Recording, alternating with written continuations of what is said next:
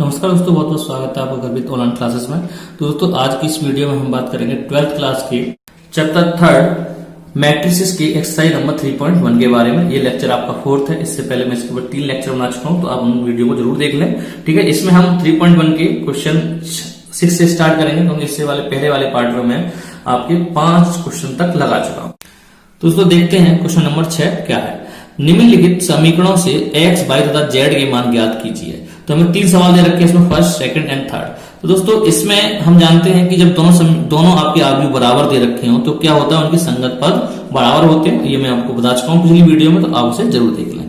तो देखते हैं इसमें पहला क्वेश्चन क्या है। पहला क्वेश्चन है आपका 4, 3x5 बराबर है आपका yz 1, 5। तो अब क्या करेंगे, दोनों और आव्यूह की तुलना करने पर, जाहिर सी बात है कि दोनों आपस में बराबर है, तो यहां से क्या हो जाएगा, y बराबर आपका मान हो जाएगा 4, z बराबर हो जाएगा आपका 3। ठीक है, मतलब y बराबर 4 हो गया और z बराबर कितना हो जाएगा 3,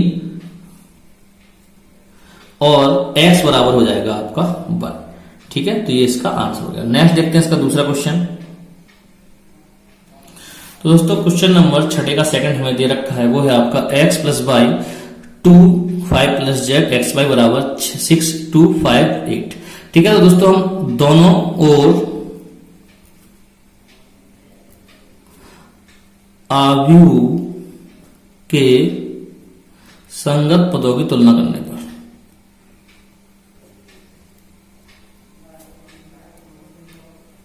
ठीक है, संगत पदों की तुलना करेंगे तो क्या हो जाएगा, x प्लस वाई बराबर 6, x प्लस वाई बराबर 6। इसे समीकरण आप एक ले लें। उसके बाद कितना हो जाएगा, 5 प्लस जेड इजकल टू 5। ठीक है, यहां से आप जेड का मान निकाल लेते हैं। 5 को उधर लेके जाएंगे तो क्या हो जाएगा, जेड बराबर 5 माइनस 5। तो 5 से 5 कैंसिल, तो जेड बराबर आ गया आपका 0। तो जेड का मान तो हमारा निकल आया। ठीक है, नेक्स्ट जो समीकरण दे रखा है x y बराबर 8। कहने का मतलब हमें दे रखा है x y बराबर 8। समीकरण आप इसे दूसरा मान लें। ठीक है दोस्तों, आप समीकरण 1 और 2 को हल करना और x और y के मान हमें निकालने हैं। ठीक है, तो हम क्या करते हैं, इसको आपने ये समीकरण हल किए हैं तो कैसे करेंगे, समीकरण 1 से y का मान निकालकर समीकरण 2 में रखने पर रखेंगे भाई।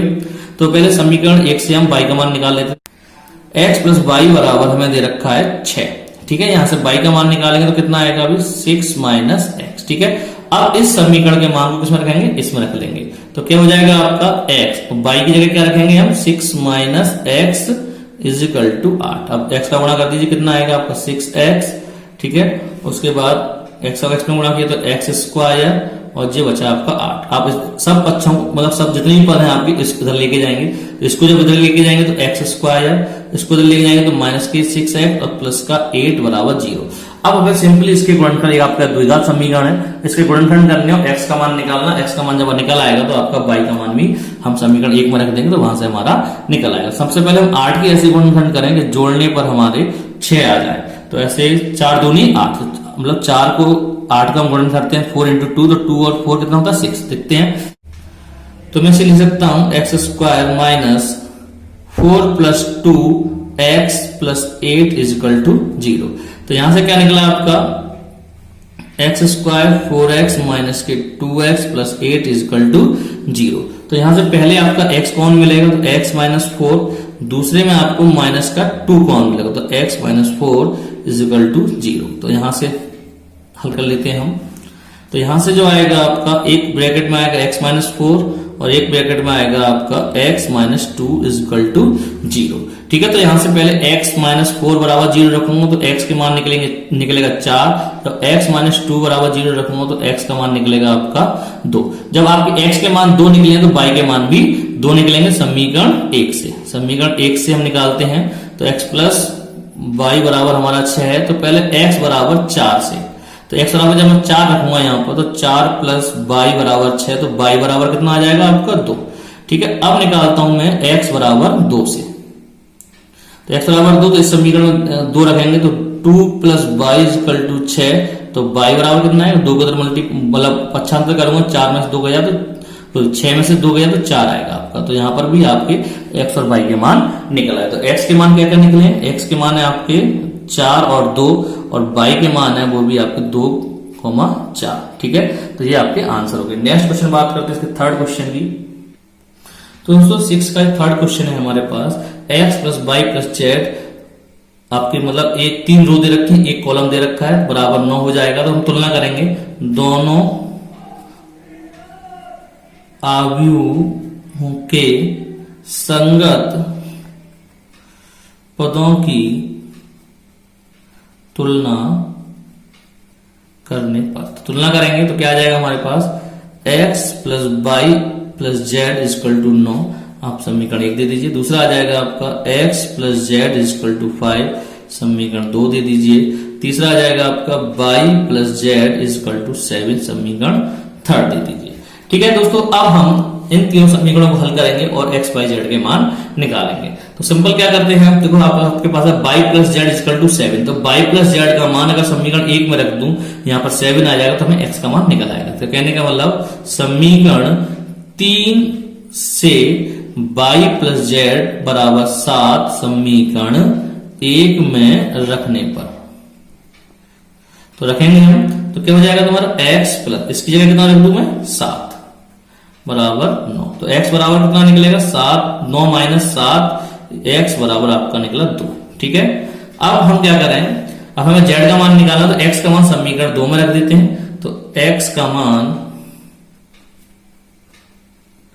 समीकरण 2 में रखने पर, तो 2 रखेंगे हम, तो मतलब 2 में रखेंगे तो x हमारे पास क्या है, x plus z equal to 5, तो रखेंगे x का मान कितना हमारे पास 2 प्लस जेड इक्वल टू 5। ठीक है, अब z का मान निकालना, तो z बराबर कितना हो जाएगा, 5 माइनस 2, तो z बराबर आपका आ गया 3।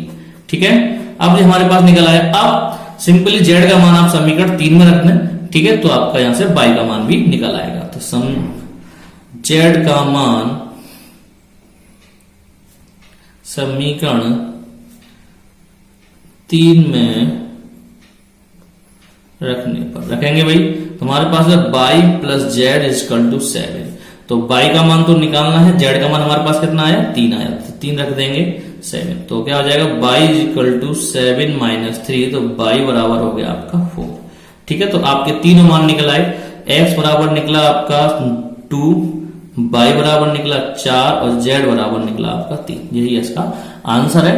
तो नेक्स्ट आप क्वेश्चन बात करते हैं क्वेश्चन नंबर 7 की।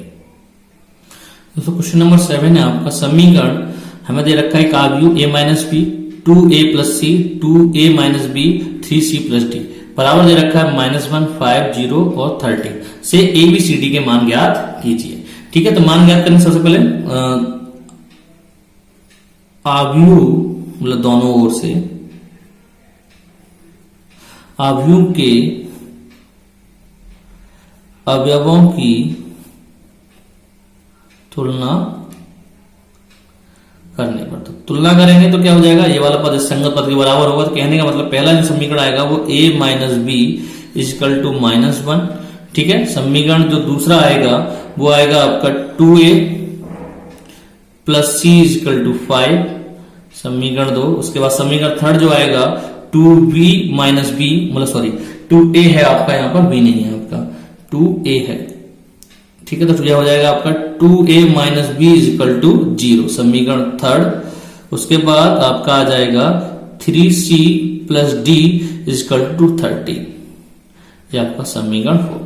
दोस्तों अब इन समीकरणों को हमें आपस में हल करना है और इसके ABCD का मान निकालने हैं। तो समीकरण हम देखेंगे 1 व 3 को अगर आपस में हम घटा दें तो यहां से हमारा a का मान निकल आएगा। ठीक है, समीकरण 1 व 3 को घटाने पर, तो घटाएंगे तो a माइनस बी, घटाऊंगा चिन्ह बदल जाएंगे, जो माइनस के 2a बचेगा और जो प्लस का हो जाएगा b।